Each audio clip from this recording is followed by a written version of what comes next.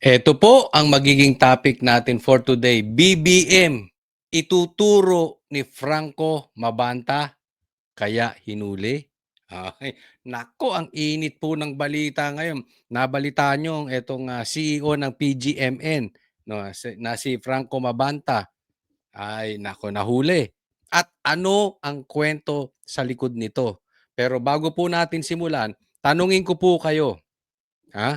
Ituturo nga ba nito si Franco Mabanta si Bongbong Marcos, kaya hinuli? Sige, sige, ilagay nyo dyan sa comment section, ha. Pangalawa, eto pa, isa pang tanong. Tanim huli or extortionist etong si Franco Mabanta? May twist po yan. I-discuss po natin maya-maya lang. Pangatlo, BBM ang nasa likod ng lahat ng ito. Di umano. Galing po ito sa isang congressman. Ha? Mapagkakatiwalaang congressman, hindi po siya DDS, lihitimong hindi DDS. Papakita ko sa inyo mamaya. Pang-apat, Lacson, uubusin ang Senado. Ang mga senador. Ito, pang-lima. Sagot ni BBM sa batas na drug test. Gusto nyo malaman? Ha? Anong nasa likod nung sagot ni Bongbong Marcos patungkol sa drug test? Yan po ang magiging topic natin ngayong araw na ito. Pero wag pong kakalimutan na doon sa mga patuloy na sumusuporta sa channel na Coach Oli News, maraming salamat po sa inyo. Kung kayo po ay nanonood sa YouTube, wag po kalimutan, i-like po itong video na ito. And sana doon sa mga hindi pa po subscriber, subscribe na po. Saglit lang po yan, wala pong bayad yan. Libre po yan. Konting lambing lang galing po kay Coach Oli. Hindi na po natin pagtatagalin. Diretso na po tayo agad-agad sa ating topic dahil kay Coach Oli, bida ang balita. Eto po munang pag-usapan natin na alam nyo kung bakit. Dahil may connection po to kay Franco Mabanta sa pagkakahuli niya. No? Connect po yan. Tingnan po ninyo ang nagiging reaction ng Malacanang. Dito. Okay? Ito po kasi, meron pong gustong batas na ipatupad, na ipasa itong si Robin Padilla. Kaya lang, ang problema, parang ayaw ni Bongbong Marcos. Kung ako tatanungin, ayaw niya. Ayaw niya. Makikita po sa sagot. Kayo po, sa tingin ninyo, bakit ayaw ni Bongbong Marcos? Pag-usapan po natin. Ma'am, si Senator Robin Padilla, naghain po siya ng panukalang batas para po sa taunang mandatory drug testing sa lahat ng elected at appointed officials. Nako, ba't naman may ganun? Bakit naman napunta na naman tayo sa drug test? Sabihin na naman ni Claire Castro, ni Auntie Claire, ulit, drug test. Na pipindeho na yung tenga ni Claire Castro sa drug test. Ayaw niya yan. Pag-usapan nyo ng lahat, wag lang drug test. Bawal yan. Dito kay Bongbong Marcos. Ito po ay gagawin sa ilalim po ng batas. Ang test po ay gagawin sa pamamagitan ng hair follicle test at urine test. Susuportahan po kaya ng Malacanang ang batas na ito ng senador? Sa tingin po ninyo, ang tanong, susuportahan ba itong batas na hair follicle test mandatory taon-taon sa lahat po? Sa lahat po ng opisyal. Anong sa tingin ninyo? Lagay nyo sa comment section, ano sa tingin ninyo? Susuportahan ng Malacanang? Obserbahan po ninyo, Itong sagot ni Claire Castro. At syempre, yan din ang sagot ni Bongbong Marcos. Alam naman natin, di ba? Ang nais po ni Senator Robin Padilla ay lahat ng... Lahat? Yes, lahat. Anong gusto mo? Lahat? Except si Bongbong Marcos? Hindi. Seriously, Claire, ganun ba gusto mo? Hindi, lahat po. Ang ibig po sabihin ng lahat, all. Kasi dapat nililinaw kay Claire Castro, Kasi yung hinuli at saka naaresto magkaiba. Dito parehas. Pag sinabing lahat, all. Naintindihan na, Claire? Ayos na. Pambirang abogado to. Elected public officials at public officers. Sana po ay nabasa niya na po ang desisyon ng korte patungkol po dito. Social Justice Society versus Dangerous Drugs Board 2008, kung saan hindi po hinahayaan at ito ay labag sa konstitusyon at sa privacy kung lahat po, pag sinabi po natin lahat, universal testing, mandatory universal or universal testing. Ang allowed lamang po ay ang random drug testing. So baka magsayang lang po ng oras at pera, pondo, si Senator Robin Padilla. Aralin po muna niya po ang nais niyang gawing batas. So ma'am, clarification lang po. Sinasabi niyo po na hindi po kayo pabor. I mean, Hindi ko sinasabing hindi pabor. apo. Yan ay labag sa batas. Ayun. Hindi pabor. Di ba? Pinapasimple. Anong naobserbahan ninyo? Di ba? Defensive si Claire. Halimbawa lang ako presidente at magkakaroon ng batas na drug test. Sasabihin ko sa spokesperson ko, hayaan mo. Kung gusto nyo, araw-araw pa walang problema. Sa katunayan, dapat pinapalakpakan yung gusto mangyari ni Robin Padilla. Kasi isipin mo, mag-a-apply ka lang security guard, may drug test. Ayaw ni Claire yun. Ayaw niya para sa mga public officials. Mamamasukan ka. Mag-a-apply ka ng trabaho, may drug test. Diba? Yung may hawak ng pera ng Pilipinas, hindi pwede. Yung pinakamataas na posisyon, hindi pwede. Diba? Ang ano sinasabi ni Claire, ang tanong niya dito, mandatory ba? Kasi ang punto dito ni Claire, dapat random lang. Kaya lang, syempre, pag sinabi nating random, malakas ang presidente. Hindi mararandom ang presidente. Dapat mandatory lahat. In English, all. So napunan nyo ha, napaka-defensive ng presidente natin. Kaya nga naman ang trust rating ni Bongbong Marcos, pababa ng pababa ng pababa. Sinabi ni PRRD, presidente dati, bangag ka. Sinabi mismo ng kapatid mo, bangag ka. Tapos magkakaroon ng drug test, ayaw mo. Sasabihin lang ni Claire, hindi ko sinabing ayaw ko. 'Di ba? Kaya lang labag sa batas. Hindi nga Kaya nga magkakaroon ng batas. Na drug test. Ang sa pagkakaalam ko, hindi naman tayo abogado, no? Bawal po ang drug test kung kumakampanya. Hindi yun karagdagan sa qualification, 'di ba? Pero kung gusto mo, pwede ka mag-drug test. Pero habang ikaw ay presidente, nasa batas din po na dapat nasa tamang kalusugan at kalakasan ng presidente. Kung tutuusin po, nasa batas na obligado ang presidente sabihin kung siya ay hindi niya na kayang manungkulan dahil sa kanyang sakit. Sa katunayan, ang sundalo ay pwedeng manghimasok at alamin ang tunay na kalagayan ng batas. Hindi po ako nagsabi niyan. Konstitusyon po yan. Nasa batas yan. Hindi man ako abogado, yan ay ilang beses na po natin na-discuss. Kaya kung ang basihan lang ni Claire ay nasa batas, hindi mo pwedeng obligahin ng lahat. Teka muna, may pangkontra dyan. Dapat nasa tamang kalusugan ang presidente. Na ngayon ay kaduda ang kalagayan niya. Ayaw niya maglabas ng medical bulletin, takot siya sa drug test. Ito yung sinasabi natin. Look how guilty they are. How defensive they are. Diyan pa lang malalaman mo na ano ang tunay na kalagayan ng presidente. Ito pa, ipapakita ko sa inyo kung gaano ka-defensive ang presidente. So, kanina lang nahuli si Franco Mabanta ng PGMN dahil sa kasong robbery and extortionist, pagiging being extortionist. Yung ang ano nila na nag-e-extortion, nangingikil Oh, sa madaling salita, parang ano 'to, nagba-blackmail, okey? So, 'yun ang issue. Ang tanong, konektado ba si Bongbong Marcos?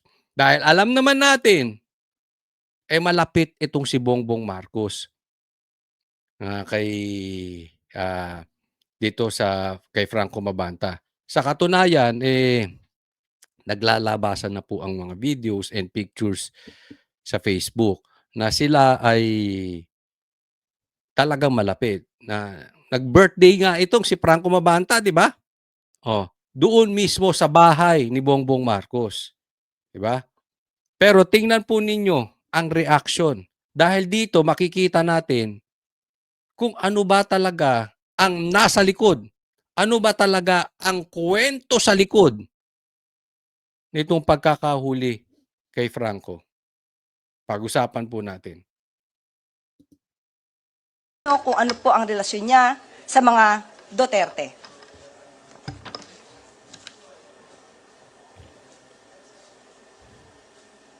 Nandiyan pa nga po si Harry Roque. Baka may reaction po ang palasyo dun sa pagkakaaresto kay Franco Mabanta. Ayan, tingnan nyo po ito yung tanong ng reporter. Anong reaksyon ng Malacanang? PGMN founder, kaugnay dito po sa extortion case sa dating speaker. Ang nais naman po ng Pangulo sa lahat ng pagkakataon, managot ang dapat na managot.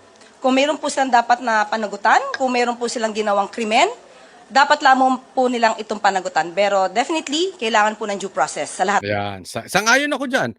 Kung kailangan managot, managot. At higit sa lahat, hindi lang managot. Dapat dumaan muna sa due process. So far, so good. Tama si Bongbong Marcos dyan. Oh, lalong-lalo na yung mga magnanakaw ng maleta, yung nakinabang sa ghost projects, tapos pati anak, pinsan, kasabwat, pamilya kasabwat sa nakawan sa flood control, talagang dapat managot. Oh, dapat nga bitayin pati warik eh. Kaya lang wala sa batas. Oh. Dapat nga death penalty. Kaya lang wala sa batas at ayaw ding ipasa ng Congress. Alam mo naman 'yan dahil maraming sasabit sa kanila, di ba? Oh. Pero so far so good yung sagot. Oh, eto pa. Ng bagay. Follow up po, kilala po ba siya kilala po ba siya ng Pangulo dahil sinasabing may papel daw tong si Mabanta dun sa online political campaigns noon Okay, ang tanong, kakilala ba ni Bongbong Marcos ito si Mabanta? Dahil magkasama sila nung kampanya before. Ang tanong si Bongbong Marcos ito sagot ng Malacanang. Ito sagot ni Bongbong Marcos. na sumusuporta kay Pangulong Marcos. Hindi po siya kaibigan ng Pangulo. Ops! Hindi kaibigan ng Pangulo. Pero nag-birthday etong si Mabanta di umano sa bahay ng Pangulo. Hindi pa kaibigan yun ha. Wow. Ako, kakilala ko si Sarah. Minsan na rin kami nakapag-usap, naimbita ako. Pero hindi ko siya matawag na kaibigan. Close. Kasi hindi naman ako nakakapag-birthday sa bahay niya. Si PRRD, nakasama ko na rin yan. Nakapag-shot-shot, nakainom-inom din kami niyan, kahit konti. Di ba? Social drinking lang. Nakapagkwentuhan kami. Pero, hindi rin ako nakapag-birthday sa bahay niya. Para ko matawag kaming close. Ito nag-birthday sa bahay ni Bongbong Marcos, hindi niya kaibigan. Pambihira. Ako hindi ako magpapapasok ng hindi ko kaibigan sa bahay ko tapos dito magbe-birthday. Suntukin kita. 'Di ba papasok ka rito, hindi kita kaibigan, tapos dito ka magbe-birthday. Clearly, niloloko nyo naman yung mga Pilipino. Huwag naman ganyan. Kaya walang naniniwala sa inyo eh. Puro kayo pagsisinungaling. Pero siguro mas nanaisin ko po kung ito po ang inyong itatanong dahil ito po ay mismong pinost ni Franco Mabanta. Baka ito po ang itanong nyo kung ano po ang relasyon niya sa mga Duterte. Ayun. Ready si Ating. Nahuli si Franco Mabanta. So, anong reaksyon ng Malacanang? Kailangan tayong dumistansya. Kasi usaping maleta na naman yan. Basta usaping maleta. Distansya tayo. Usap sila. Anong damage control? Ipakita mo yung pictures ni PRRD. Nakasama si Babanta. Pag may picture, kaibigan na. Papakita ko sa iyo, ha? Kung susundan ko yung sinasabi mo kung picture may kaibigan na. Pero alam mo, ang dapat dito nating makita, dapat ang tanong dito, Claire, anong kulay ng brief ni Baste? Hindi, bakit tayo napunta ron? Hindi, kasi parang lahat na lang alam niya tungkol sa Duterte. Auntie Claire, ano ang favorite food ni Pulong? Baka ganun eh. Saan takot si Baste? Sa ipis? O sa salagubang? Di ba parang ganun eh. Lahat na lang ng bagay Duterte, Duterte, Duterte. Di ba? Pangalawa, napaka-defensive po. Alam na ibabato sa kanila yan eh. Kaya siya naman nag-ready. Ito picture. Di ba? Pag tinanong kung kaibigan ni Bongbong, ilagay mo yan. Ibalandra mo yung picture na yan. Di po ba katawa-tawa na ang PCO? Hindi na parang intellectual ang sagot ng PCO? Parang katawa-tawa na ang presidente natin. Hinahayaan to. Definitely. Gusto to ng presidente. Hindi natin alam. Baka trip to ni Lisa. Baka gusto ni Lisa to, di ba?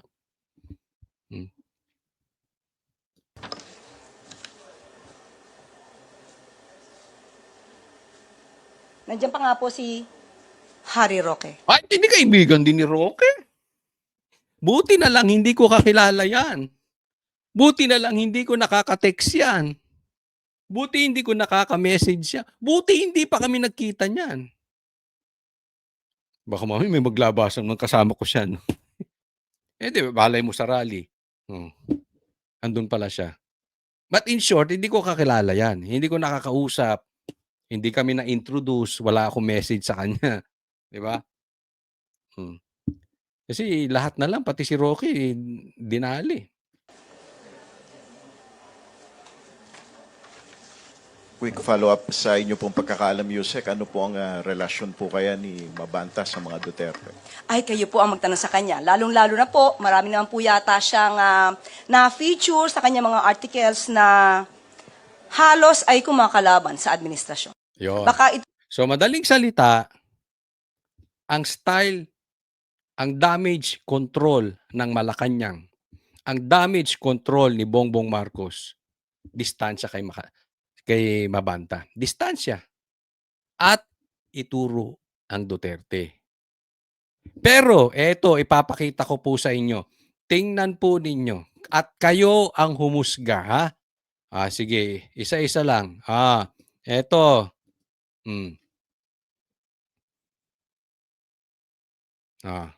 Ayan. Post to. Nakita ko lang itong mga pictures, ha? Is with Sandro Marcos. Oy! Picture ba, Claire, ang basihan? Ay, wow. Patay ka dyan, Claire. Patay ka dyan, Claire. Yan ang sinasabi ko. Hindi ko alam kung anong klaseng abogado to si Claire. Hindi ko sinasabing matalino ko. Kaya lang, kadalasan po, sa buhay ng tao, daig ng totoo ang matalino. Kasi magpapalusot at magpapalusot ka eh. Di ba? Ngayon, dahil may picture, close na. Eto pa, sige. Tatadtarin kita.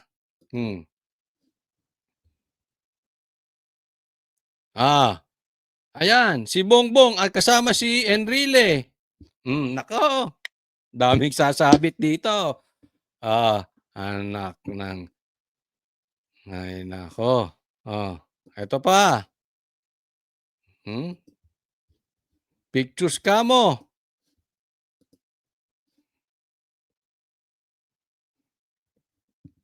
Nako, ito. Pinos ni pinupuri ni Mabanta Si Bongbong Marcos, ay close na close. Ha? Sino yung aso? Ano kayang pangalan ng aso na yan? Eto pa. Nako, si Isko naman. So, ibig mong sabihin, pagka may picture, kasabwat na? Ako, sasabihin ko sa inyo, I don't think so. Hindi parating ganun. Di ba? Pinapakita lang natin dito na marami talagang pictures to si Mabanta.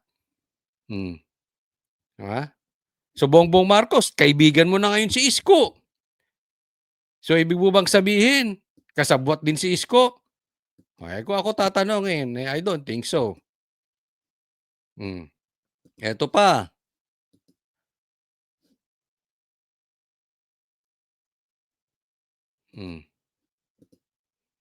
Naglalabasan na yan. Ha? Pictures ng mga anak niya. Picture ni Lisa. Kung sino-sino pang picture. Ayan ay nakita ko lang yan, ha? Nakita ko yan sa political outlook. Sige, tarin pa natin. Abangan nyo lang, ha?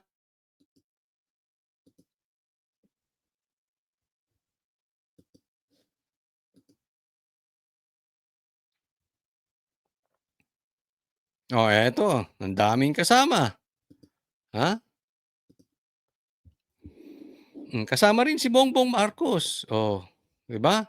Sa gitna ni Bongbong Marcos at sa gitna ni Mabanta, ang daming chicks. Uy, di ba? Ibig sabihin yan, pag may picture, guilty. Claire, yung logic mo. Alam mo, kung ako, magagalit ako. Ako magagalit talaga ako kung ako anak ni Bongbong Marcos. Sandro, niloloko na nila yung tatay mo. Mali po ang diskarte ng mga nakapaligid kay Bongbong Marcos. Mali ang diskarte ng mga nakapaligid sa tatay mo. Eto pa.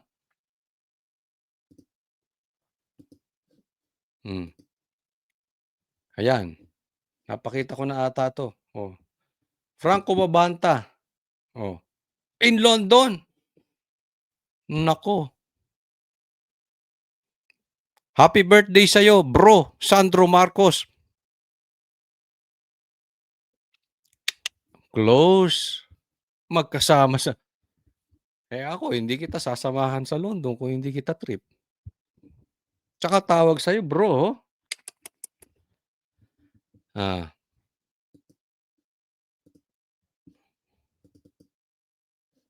Pictures nga ba? Ang sabi ninyo.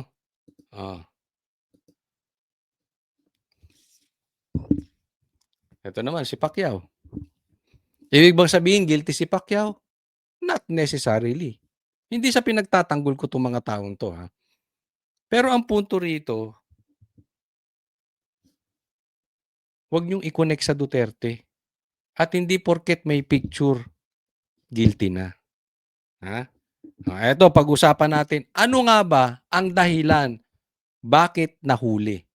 Ano ang kwento sa likod niyan? Itong usaping Franco Mabanta, yan ang talagang headline ngayon. At talagang breaking news yan at marami pang balitang papasok patungkol dyan. Pero ito ang tanong. Ito ang itatak ninyo at itanong nyo sa sarili ninyo. Ito po ba ay tanim huli? Or talagang extortionist itong si Franco Mabanta? Ano ang dahilan ng pagkakahuli niya? Involved na naman, di umano, sa mga hulihang ito ng NBI. Yan po ang pag-uusapan natin ngayon, araw na to. Itong oras na to. Wait.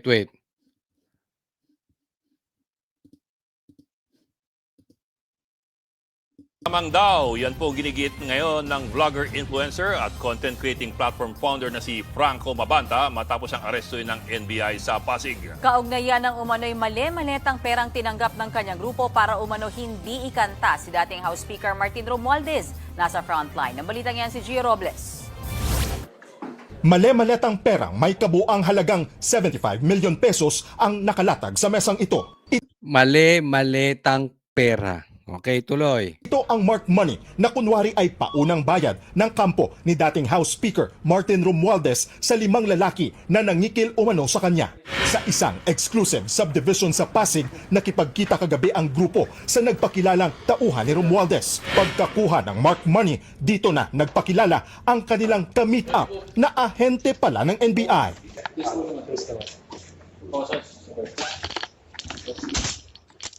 Arestado ang leader ng grupo na si Franco Mabanta, ang founder ng Peanut Gallery Media Network at 4 na iba pa. Ayon sa leader ng grupo, set up ang nangyari.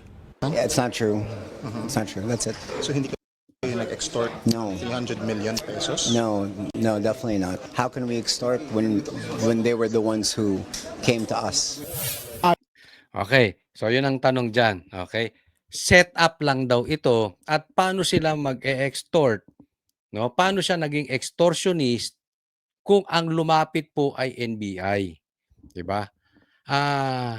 Malalim po itong usapin na ito. May mangyayari pa po dito. Pero ang lagi po nating tatandaan, sa nakikita ko ngayon, bakit nag-aantay ng pera ito si Franco Mabanta? 'Di ba? Bakit niya kinikikilan si Romualdez? 'Di ba? Drama lang ba 'yan? Kasi kung titingnan po natin, kung ito ay set up lang, sine-set up lang sila ng NBI o ni Romualdez, bakit ka tumanggap ng pera? Nag-aantay ka ng pera. Unless tanim huli po ito. Okay?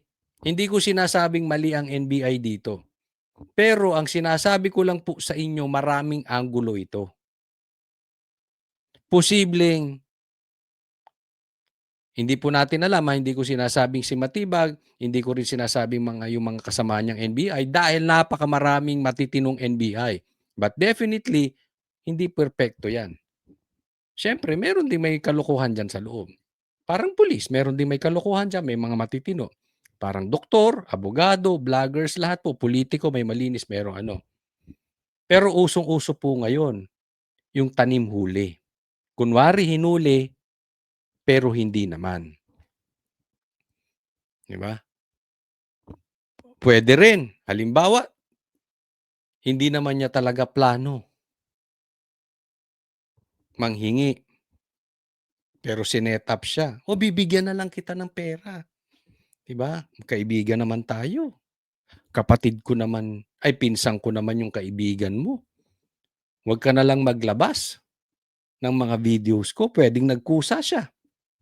Kasi ang kwento rito, nanghihingi daw tong Mabanta na ito ng 300 million kay Romualdez para hindi ilabas yung mga anomalyang ginawa ni Romualdez. Pwede rin namang si Romualdez mismo ang lumapit sa kanya. Ayaw niyang tanggapin, pero siguro pinipilit siya. Okay na yan. Wala tayong pag-uusapan sa'yo na yan, basta huwag mo nang ilabas. Pwedeng ganon. Or pwede rin na hindi naman ito patungkol sa video. Ito ay patungkol sa baka may koneksyon sa flood control. Kasi mali-maleta. Remember, anong sinabi ni Saldico? Na binibigyan niya ng maleta, ito si Romualdez. Kalakaran na po sa mga opisyal ng gobyerno ang maleta. Ano din ang sinabi ng 18 Marines? Nagdi-deliver sila ng mali-maleta. At ngayon po, mali-maleta na rin ang usapin. Diba? So habang inaaral po ito, habang tinitingnan natin ang anggulo, ito po ang naibulong sa akin from the inside. Hindi ko nasasabihin kung from the NBI or from the sari-sari store. Ang masasabi ko lang po sa inyo, lihiti mo itong nagbulong sa akin. Dahil marami po talagang lalabas na kwento dyan. Yung kwentong naririnig natin ngayon ay kwento lang ng NBI yan. Siyempre, kwento nila yan, bida sila. Hindi ko po sinasabing hindi totoo. Pero titingnan po natin ang punot dulo nito. Pagka ang magiging end result nito, madidiin si Romualdez at si PRRD or ang Duterte, tapos ligtas si Bongbong Marcos. Trinabaho to. Yun lang po yun. Di ba? Napaka-imposible naman na kaibigan ito ni Bongbong Marcos, tapos ang madidiin dito ay si Romualdez lang, na ngayon ay tinatraidor na ni Bongbong Marcos at si PRRD. Hitting two birds in one stone dito. Di ba? Mapapansin ninyo, it's still early to know. Ano pa to? Developing story pa to. Breaking news pa lang. Pero makikita nyo ngayon, ang dinidiin ng NBI or ng mainstream media ang kakampi nila, si PRRD tsaka si Tambaluslos. Di ba? So kung magtutuloy-tuloy yan, alam nyo na. Hindi ko po sinasabing walang kasalanan si Franco Mabanta. Pero kung ganun ang mangyayari, drama ang kalalabasan ng hulihang nangyari ngayon. Maaring legit yung panguhuli, pero yung mga susunod, tahi-tahi na po yan. Para mailihis na naman. Kaya after nitong kay Franco Mabanta, balik tayo sa gobyerno ni Bongbong Marcos. Kasi andyan ang problema natin, yung ghost projects. Ang problema natin, etong flood control scandal. Huwag tayo magpapaligaw. And at the same time, tila nakakalusot na si Bongbong Marcos sa nangyayari. Kaya huwag po tayong papauto. Ayon sa NBI, nakaraang taon pa umano lumapit sina Mabanta sa kampo ni dating House Speaker. Pero kamakailan lang dumulog sa NBI ang kampo ni Romualdez para magreklamo. Isang taon na yan, pero ngayon lang nagreklamo si Romualdez. Bakit? Well, possibly, sabi niya, I will not go down alone. So siguro, posible din, una niyang dinadamay, etong si Mabanta. Kaya nga, eto challenge ko sa iyo, Franco Mabanta. Kung totoo may video ka patungkol dito kay Romualdez, ilabas mo na. Huwag ka na mag-antay na magdelikado pa ang buhay mo. Ilabas mo na kung concern ka sa taong bayan. At, ikaw naman Romualdez, ituro mo ng lahat. Ituro mo na. Huwag lang yung mga media. Hindi ko pinagtatanggol kung media yan o vlogger yan si Mabanta. Kung talagang nag-extort po siya, kailangan niyang makulong. Reklamo, 350 million pesos umano ang halaga na hinihingi ni Mabanta kay Romualdez kapalit ng hindi paglalabas ng expose kaugnay umano ng katiwalian ng dating House Speaker. Kalaunan, ibinaba umano sa 300 million pesos ang halaga na babayaran umano in cash. Nag-demand sila ng 4 tranches. So yung 4 tranches is consisting of 75 million per tranche. Meron deadline So kung hindi masettle yun, May 5, magre-release sila ng first part 1 ng video. Isa sa ilalim pa ang expose video sa pagsusuri ng NBI forensic team. Ang tanong, totoo ba yung perang dala? Yun ang tanong eh. Kasi kung totoo yun, grabe no? Ewan ko kung hindi lang abot ng aking pag-iisip. But ordinarily, ang tao hindi magtatago ng 75 million sa bahay lang. Unless, ayaw mo gumamit ng bangko dahil meron kang itinatago. Galing sa madumi yung pera. Diba? Bigla na lang sila nakapaglabas, ganun-ganun lang. Ang NBI po will act on evidence. Evidence-based po tayo even dito sa nangyari na to. Sinundan natin kung saan po pumunta yung ebidensya. Ngayon, okay, maganda yung sinasabi mo, matibag. Oh. Sinundan mo yung ebidensya. Sana sundan mo din yung ebidensya ng 18 Marines. Kasi yung 18 Marines, tinuturo na nag-deliver sila sa Ilocos Norte at ang tumanggap pa raw ay si Sandro. Sana sundan mo rin yun. Diba? Ngayon, sinasabi mo rin na susundan mo yung ebidensya. Paano kung si Mabanta maglabas din ng video ni Bongbong Marcos? Susundan mo rin ba yung ebidensya? I doubt. I hope I'm wrong, but I think I'm right. Paano kung maglabas din ng video si Tambaluslos na ang itinuturo na nakakatanggap ng maleta ay si Bongbong Marcos? Susundan mo rin ba yung ebidensya? Or hindi dahil boss mo siya? Ano sa tingin ninyo? Kasi itong sinasabi ni na susundan yung ebidensya, nadinig ko na yan kay Lacson eh. May nangyari ba dyan sa Blue Ribbon na yan? Kita mo katagal na walang nangyari. Nadinig ko rin yan kay Boying. Hanggang ngayon, wala pang nakakulong na mastermind. Hanggang ngayon, hindi nga imbestigahan yung sinasabi ni Saldico tsaka ng 18 Marines. Well, baka naman iba si Matipag compared kay Boying tsaka kay ewan ko, kayo tanong ko. Iba ba siya kay Lacson tsaka kay Rimulya, kay Boying, itong si Matibag? Sumailalim na sa online inquest proceedings sina Mabanta sa reklamong robbery extortion. Dadalhin sa NBI detention facility sa Muntinlupa sina Mabanta. Si Mabanta ay bahagi ng campaign.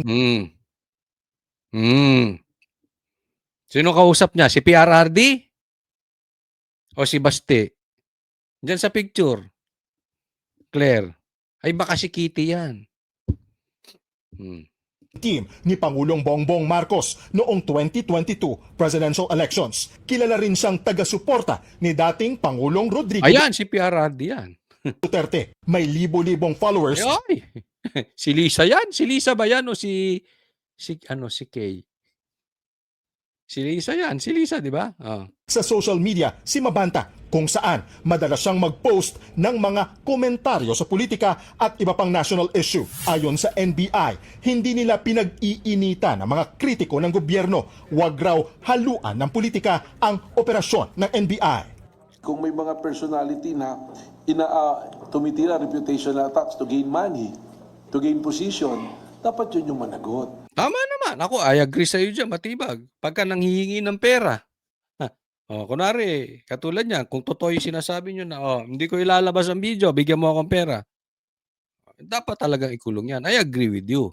Kaya lang, dapat, patas, across the board, lahat, all. Diba? Hindi double standard. Kasi kung puro na lang yung nagsasalita ng katotohanan laban sa gobyerno ang natatarget, diyan po sumasama ang imahe ninyo. Ang nakikita nyo lang yung iba. Bigyan ko kayo halimbawa. Halimbawa lang ha. Nagalit kayo dahil naglabas ng video ng personal conversation. Pero halimbawa lang, yung NBI maglalabas din ng personal conversation sa tama ba yun?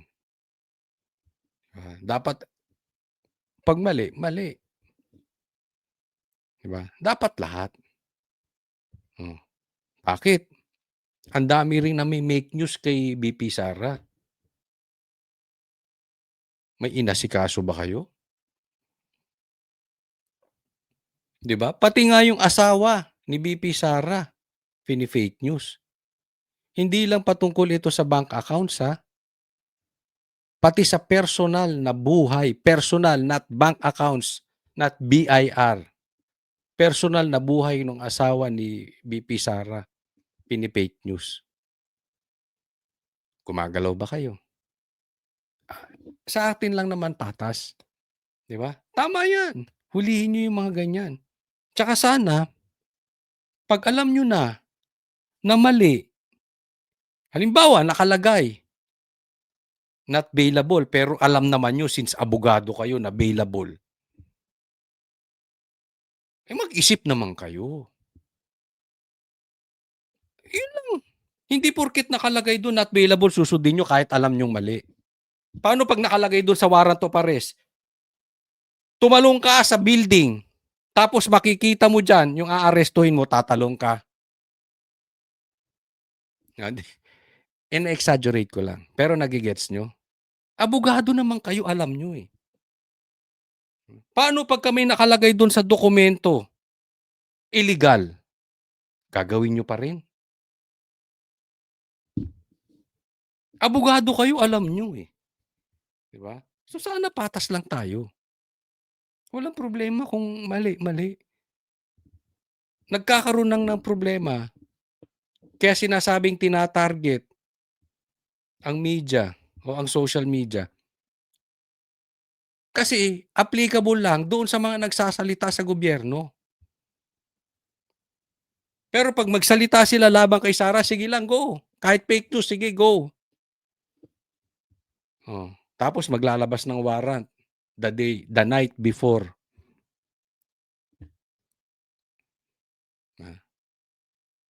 Yun lang naman. Pero, sir, lahat ng sinasabi mo dyan, agree. Tama yan. Pero yung NBI, let's be fair to the men and women of NBI, law enforcement itong mga to. Ay, fair ako sa NBI kasi maraming mababait dyan. Bago ka pa dumating dyan, ha? Pinupuri na natin yung NBI. Maraming magagaling dyan. So, fair naman. Hindi ko naman sisiraan ng NBI. Kaya lang, pag nagkamali, mali. Regardless. Di ba? Patas din naman tayo eh. Itong mga to. Nagbabalita mula sa Frontline. So, antay-antayin po natin yung kwento nitong si Mabanta. Pero, be very observant. Kailangan nakabantay tayo dito. Dahil baka mamaya, biglang bumaligtad yung kwento. Ito si Franco ituro na. Si PRRD. Yung pala, Madriaga style lang. Tanim witness. Tanim huli. Di ba? Tapos si Bongbong malinis. Yan yung mga abangan sa kwento eh. Malalaman din natin. Mahuhuli din sila sa sarili nilang dila. Next po. Ito po, pag-usapan natin itong tungkol kay Marcoleta. No? Ito naman daw, si Marcoleta. Naku, Dawit ba sa maleta? Naku, may yari si Marcoleta. Pag-usapan natin, may allocables. Ano ba yung allocables? Tingnan natin. Ngayong gabi, iginiit ni Marcoleta na paninira lang ito sa kanya Dagdag pa ni Marcoleta, hindi raw dapat maging entablado ang Senado para sa mga anyay intrigero na alam naman daw kung ano ang totoong motibo. Bukod dyan, muli ring binira ni Marcoleta ang partial committee report sa flood control scandal ng Blue Ribbon Committee kung saan chairman si Lacson. Hindi raw kasi nito idiniin sina dating House Speaker Martin Romualdez, dating Presidential Legislative Liaison Office Head na si Adrian Bersamin at dating Justice Undersecretary Jojo Cadiz. Wala pang tugon dyan si Lacson. Ay nasaan po yung progress? Baka naman ang tunay na problema ay hindi ang kakulangan ng pirma, kundi ang kakulangan sa political will. He also said that he wants a healthy discussion, yet won't accept any interpellations. Takot eh. Open daw siya sa discussion pero ayaw niyang natatanong sa madaling salita. Alam niya, babaliktad siya sa'yo. Diba? Ang maraming tinatago, ayaw. Ayaw ng mga ganyan-ganyan. Ano po ba talaga, kuya? Senator Lacson is indeed consistently inconsistent. Mismo na-target mo. Lacson is consistently inconsistent. One thing consistent with Lacson, inconsistent siya. Paiba-iba. Ay, alam mo, pag paiba-iba ka, Pinky Lacson, para kang Pinky, ha? Pinky. Invoking transparency when convenient, but resisting accountability the moment questions are directed at him. Sa flood control scandal pa rin, sinabi naman ni Senator Ping Lacson na wala raw itong iisang mastermind. Ayon kay Lacson, base sa mga nagdaang hearing at sa partial committee report, may mga mastermind sa katiwalian sa kada rehiyon. Si Lacson ang chairman ng Senate Blue Ribbon Committee na nanguna sa investigasyon sa korupsyon sa flood control projects. There's an overall mastermind. Kasi nga, di ba, ano to driven by greed. Tsaka sabi ko nga, di ba, parasitic Para bang walang tigil na ng but merong organized na grupo, pero within a certain agency, within a certain district engineering office. Yan. Alam mo kung ba't sinasabi nitong si Lacson na walang mastermind? Kasi ang sinasabi niya ay tulad niyan, within the certain district office. Ibig sabihin, halimbawa sa DPWH o posible sa lugar na ganito, sa ganitong lugar, sa ganitong lugar, sa ganitong lugar, sa ganitong opisina, andyan yung mga sindikato na nangungulimbat. Pero walang mastermind. In short, nililigtas niya lang si Bongbong Marcos. Kaya sinasabi niya na walang mastermind. Palusot lang yun. Kasi pagka may mastermind, imposible kasing makagalaw. Imposibleng si Saldico makagalaw nang walang go signal ni Martin Romualdez. And definitely, si Martin Romualdez hindi makakagalaw considering na yung anak niya ay nasa Congress. Hindi makakagalaw itong si Martin Romualdez nang wala si Bongbong Marcos dahil si Sandro, yung anak niya nasa Congress. In short, walang lusot si Bongbong Marcos. Posible, hindi niya alam, inutil siya. Or, guilty siya. Pero kung ako tatanungin, guilty siya, hindi siya inutil. Ewan ko, kayo, tanungin ko, tama ba ako o tama-tama? Diba? Ano sa tingin ninyo? Walang alam si Bongbong Marcos, mahinang presidente lang, inutil lang? O siya talaga ang mastermind? Dagdag pa ng senador, maging ang pugante at dating kongresistang si Zaldico ay hindi pa rin matuturing na mastermind. Sa ngayon, hindi pa rin napapauwi ng Pilipinas si Ko na sinasabing nag-apply na ng political asylum sa France. Fully organized, parang mafia, na lahat na sa'yo susunod. I don't think so kasi merong mga hindi niya rin kayang, probably hindi ko sigurado, based on evidence, meron din talagang particular congressman, not necessarily Saldico, congressman contractor, na nagmamanipulate siya within his sphere or area of influence. Sasabi niya kasi, hindi mastermind si Saldico. Hindi po talaga si Saldico. Ako sa tingin ko, hindi. Ang mastermind dyan yung magpinsan. Ito, bigyan natin itong issue na ito eh. Si Senator Rodante Marcoleta matapos siyang idawit ni Senator Ping Lacson sa umano'y bilyon-bilyong pisong allocable sa flood control scandal. Sa kanyang privilege speech sa plenaryo ngayong gabi, iginiit ni Marcoleta na paninira lang ito sa kanya. Yung usapin na patungkol dito sa may allocables naman si billion, 500 million ata, 500 billion. I'm not sure do sa numero. Pero itinuturo etong si Marcoleta. Ngayon, parang uubusin ni Lacson ng mga senador, 'di ba? Sinong nasa listahan ni Lacson? Doon sa partial report, si Chis Escudero, si Jinggoy, si Joey Villanueva. Ngayon itinuturo naman niya si Marcoleta. Isipin mo, tinuro mo ng lahat.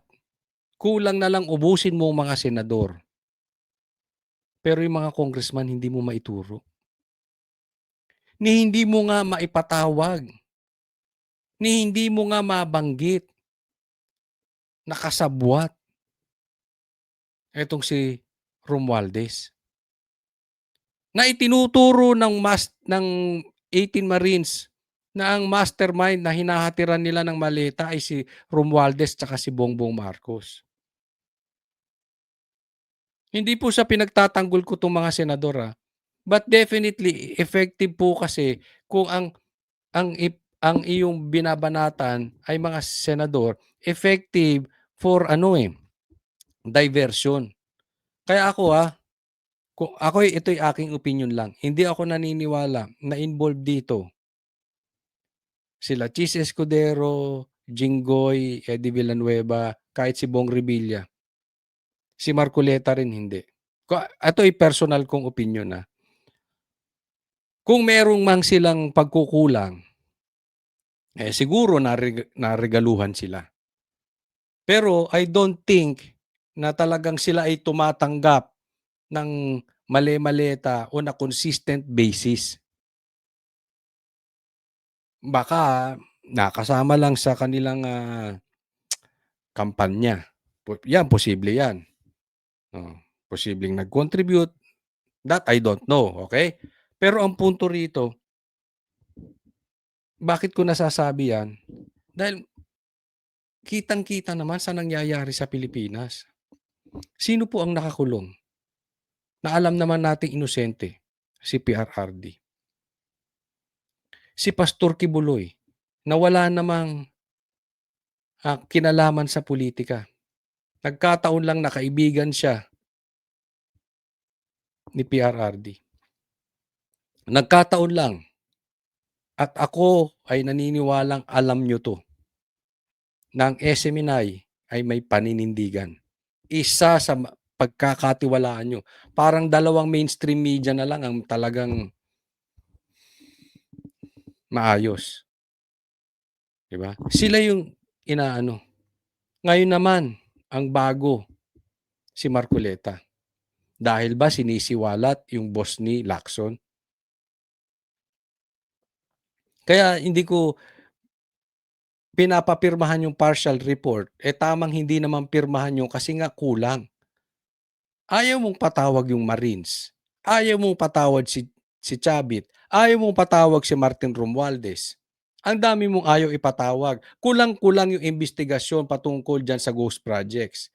Tapos, gusto mong pirmahan. Bakit? Kasi meron ka lang gustong maituro. Huwag po tayong magkaila. Alam nyo pong lahat yan. Alam nyo hindi ako nagsisinungaling. Alam po ninyo na style po yan ng gobyernong ito. Ilihis yung usapin. Simula nang bumitaw si Marcoleta, napalitang Blue Ribbon Chairman. Simula nang napalitan si Chis Escudero bilang Senate President, napalapit ba tayo doon sa pagresolba kung sino ang mastermind nitong flood control scandal? O lalo tayo napalayo? Bakit naman pinag-initan to si Chis? Di ba? Dahil sa usaping tila kinampihan niya si BP Sara patungkol dun sa fourth with. Alam naman natin yan. Di ba? Bakit binabanatan yung iba?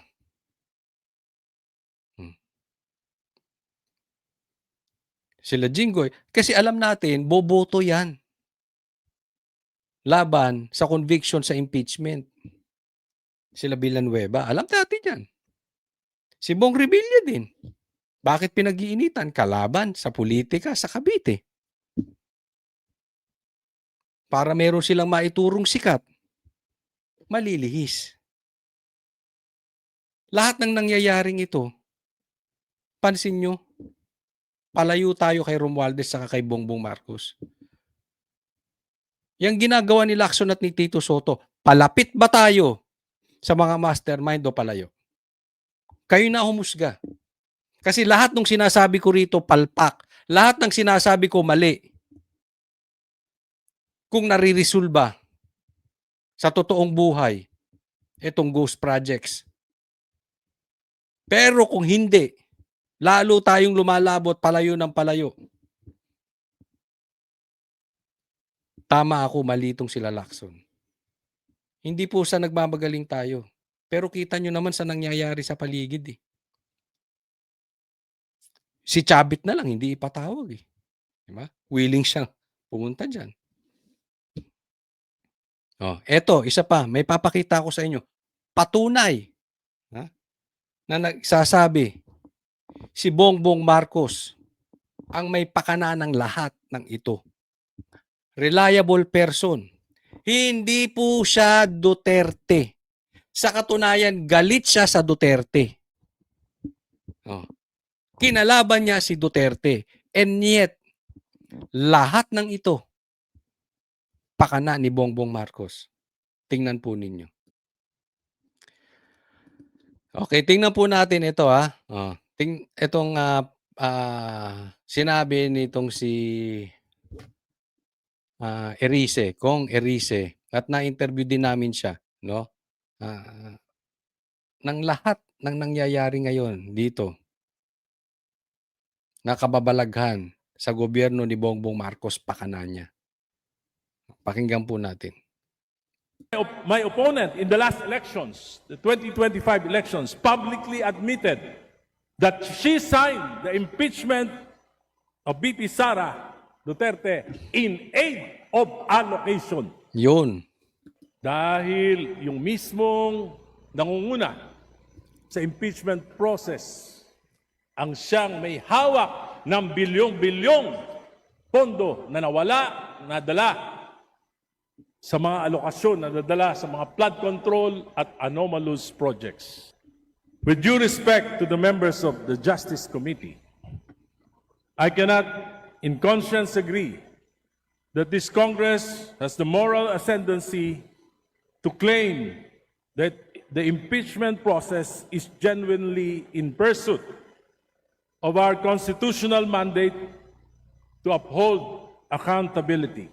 Yon. Sa madaling salita, ang sinasabi ni Erice, wala kayong karapatang magsalita. Wala kayong moral ascendancy. Mga ipokrito kayo para ituloy ninyo yung impeachment na yan sa rasong accountability.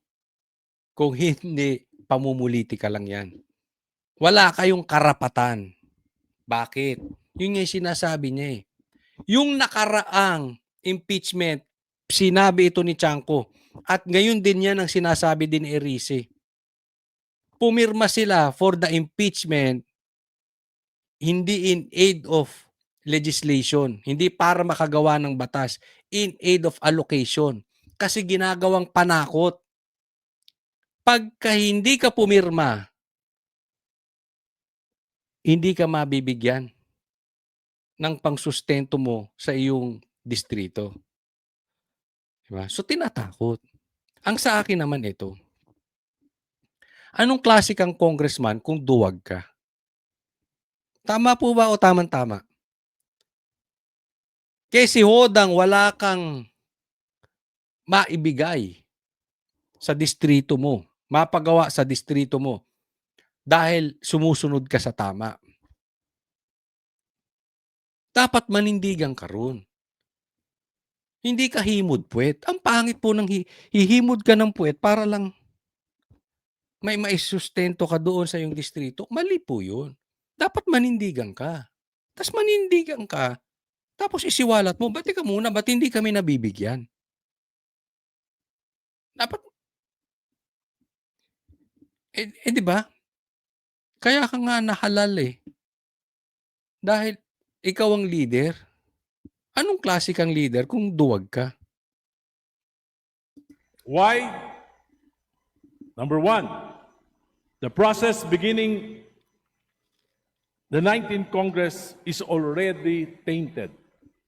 Ito po ay pagpapatuloy lamang ng proseso na naganap ng 19th Congress. It is marked by hundreds of billions in infrastructure allocations and massive ayuda programs to cooperating legislator in the 19th Congress. Oh, so ibig sabihin, ang laki nga ng nakurakot ng 19th Congress na doon nagsimula yung impeachment. Na ang nagpasimula nung impeachment na yon ay si Saldico na siya ngayon ay nasa ibang bansa at hawak niya ang pondo ng buong Pilipinas. Yan po ang punto ni Erice. Tapos, hindi na nga natuloy noon, ginagawa nyo pa rin ngayon.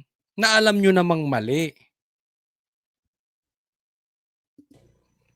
The allegations of maleta and paper bags of cash during the impeachment process in the 19th Congress, hindi pa po ito naimbestigahan at hindi pa nare-resolve. Diba? Hindi pa nare-resolve yung problema.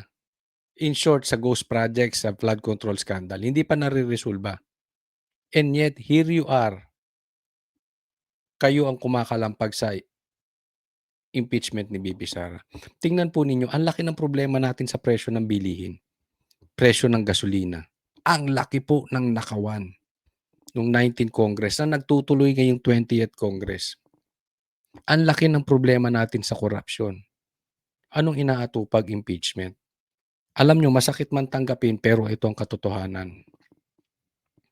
Yaan po ay hindi bunga. Yang nangyayari ngayon na pinai-impeach si Sara, yan po ay hindi bunga ng nangyayari sa Pilipinas. Yan po ay salamin. Bakit salamin? Diyan makikita natin na ang layo na po talaga natin sa Panginoon. Diyan mo makikita na ang layo na ng bansa natin sa Panginoon. Diyan natin makikita na ang quality ng leaders, ang quality ng mga politicians natin, ang quality ng public officials natin, sobra ng baho, sobra ng dumi. Yan po ang katotohanan. At alam kong alam nyo yung sinasabi ko ay totoo. Kaya ikaw ay pula, kaya ikaw ay berde, kaya ikaw ay dilaw, kaya ikaw ay pink. Alam nyo, grabe na po ang kalagayan natin. And yet, ang inaatupag impeachment. Kaya, alam mo, wala akong nakikitang immediate na maliligtas ang Pilipinas. Kasi sobrang problema natin. Kung bagat sa isang sakit, ang problema ng Pilipinas ay nasa 4th stage colon cancer. Ganun po kalupit. Konti na lang. Malapit na. Malapit na sa hukay. Ganun po. Ang kailangan na lang natin, milagro. Yan na lang po talaga pag-asa natin. At ako, naniniwala ako sa milagro. So, tuloy lang tayo. One of the prime movers of the impeachment in the 19th Congress is Saldico, Di ba? who resigned and left the country. nakapagdududa. Dahil yung mismong nangunguna sa impeachment process ang siyang may hawak ng bilyong-bilyong pondo na nawala, nadala. Nangunguna sa impeachment, si Saldico. Tinutuloy pa rin ngayon ng mga bata niya. Bata ni Tamba. Sa mga alokasyon na nadala sa mga flood control at anomalous projects. Maraming mga pahayag na nakakabahala, ngunit hindi natin ito iniimbestigahan. Kung susuriin lang natin ang mga allocations sa mga distrito ng mga legislators na aktibo sa impeachment process noong nakaraan, at marami pa rin mga aktibo ngayon. In particular, in the 2024 and the 2025 national budget, magugulat tayo sa laki nito. Even in my opponent in the last elections, the 2025 elections, publicly admitted that she signed the impeachment of VP Sara Duterte in aid of allocation. Natatakot siya na hindi siya mabibigyan ng pondo kung hindi siya pipirma sa impeachment. Diba? Hindi lang si Chanco nagsasalita. Kayong ibang mga congressman na duwag, kailan kayo magsasalita? Buti pa si Chanco nagsalita. Ito, nagsalita. Tandaan po natin, si Chanco, maka-BBM. Ito si Erice, dilaw po yan, liberal. Hindi po Duterte yung mga yun, ha? Pero matapang silang nagsasalita. These circumstances put serious doubts. Is this accountability or is this about political leverage? After the impeachment vote in the plenary, let us examine the status of the 4 later release allocations. Yan ang nakakatakot dyan, yung FLR, for later release. Hindi ko i-release, pirma muna. Sa madaling salita, walang budget, walang pirma, walang budget, walang release kung walang pirma. Gusto mo mag-release? Naku, parang iba. Gusto mo ma-release? Marilisan? Gusto mo marilisan ng pera? Pirma. Grabe, no? Hindi naman nila pera yun. Ganyan po kaswapang ang mga politiko natin. Let us see. Yung ibang politiko naman, duwag. Hinimod-put na rin. Bansang Pilipinas, paikot-ikot tayo. If this correlates with how members will be voting in the 20th Congress. Yung bumoto ba ng yes? Maririlisan? Yung bang bumoto ng no? At yung mga abstain? Maririlisan? Malalaman natin ang katotohanan sooner or later. Yan, tetext kita. Sino? Hindi, alamin natin yan. Malalaman naman natin eh. Di ba? Pag lahat ng yes for impeachment narilisan at lahat ng no, ng ayaw sa impeachment, hindi narilisan. Totoo yung sinasabi ni Chanco at saka ni Erice. Di ba? Anong sinasabi?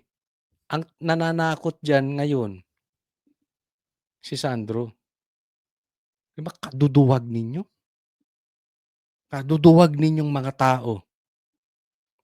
Kung hindi kayo manindigan sa tama dahil lang hindi kayo mabudgetan. And at the same time, kung ginagawa yan ni Sandro at totoo nga yan, or kung sino man ang may hawak ng pondo na yan at hindi kayo mahiya kayo sa balat ninyo mga animal, hindi ninyo pera yan. Magpakalalaki kayo. Lumabang kayo ng pata sa election kay Sara. Huwag kayong bakla. Ipapa-impeach nyo dahil takot kayo mawala sa pwesto at hindi mapaupo yung mga gusto ninyo at mga kakampi ninyo. Huwag kayong duwag. Lumabang kayo ng patas. Sinasabi, hindi. Ito po hindi usaping political. Ito po. ay talagang kailangan may panagutan si Sara. O di demanda ninyo. Andiyan dyan ang ombudsman, no? Bakit hindi nyo paano sa ombudsman? And at the same time, malalaman nga natin. Ito yung sinasabi ni Erice. No? Kung totoo na ito ay politika lang itong impeachment, which ay 100% positive na totoo itong sinasabi ni Chanco, political. Malalaman natin, pagka nag-yes, nabigyan ng budget, pag nag-no, wala. Ang impeachment na ito ay maliwanag na disenyo ng Marcos administration. Hindi para malaman ang buong katotohanan at para panagutin, kundi upang pabagsakin ang kalaban sa politika at upang makalusot sa pinakamalaking nakawan sa kasaysayan ng bansa. Yon. So ang lahat ng yan ay pakana at pamumuno ni Bongbong Marcos. Hindi para habulin kung sino man ang nagkasala sa kaban ng bayan. Kung hindi para kalabanin or eliminate, matanggal ang kalaban sa politika. At ito, para makalusot sa pinamalaking nakawan sa kaysaysayan ng bansa. In short, sinasabi ni Erice, read between the lines. Ginagawa ito ni Bongbong Marcos kasi isa siya or mastermind siya sa pagnanakaw. Pinakamalaki. Dati naman na ang korupsyon sa Pilipinas eh. I will agree. Even sa panahon ni PRRD, grabe ang korupsyon. Pero iba ang korupsyon ngayon. It's beyond grabe. Panahon pa ng tatay ni Marcos, grabe na ang korupsyon. Pero iba ngayon. Suga pa. Matindi po. At ako naniniwala sa sinasabi ni Erice. Uulitin ko po. Galit po to sa ginagawa ni PRRD. Hindi po ito DDS. Hindi ito Maka Duterte. Binabanatan ito si Duterte. Kaya kahit binabanatan niya, okay lang, opinion mo yun. Pero ako, sa mga sinasabi nito, I agree ako. Salute ako. Dito sa, alam mo naman sa, kay Coach Oli, sa Banateros, pag tama, palakpakan. Pag mali, banatan. Huwag pong kakalimutan na i-like po itong video na ito. Sana po lagi niyong sasamahan si Coach Oli News at lagi niyong papanuurin, lagi niyo pong susubaybayan itong mga vlogs ko. Diyan lang po kayo at abang-abangan ninyo ang aming programa sa SMNI. Marami po kaming mga gagawing bago sa SMNI. And hopefully, magtuloy-tuloy ito kasi alam naman natin sa nangyayari ngayon sa bansa, pinatatahimik ang mga kalaban. So, suportahan niyo po kami, no? Suportahan niyo kami higit sa lahat. Hindi po tayo nanghihingi ng kung ano ritong pera. So, kung meron kayong maitutulong sa Banateros at sa SMNI, panalangin po. Panalangin niyo kami na malayo kami sa atake ng kaaway. Ipanalangin niyo rin po kami na ma-expose natin, ma-expose lahat ng mga magnanakaw sa bansang Pilipinas. Lalong-lalo na yung nasa matataas na posisyon na nagpapahirap sa mga Pilipino. Maraming salamat po. God bless everyone.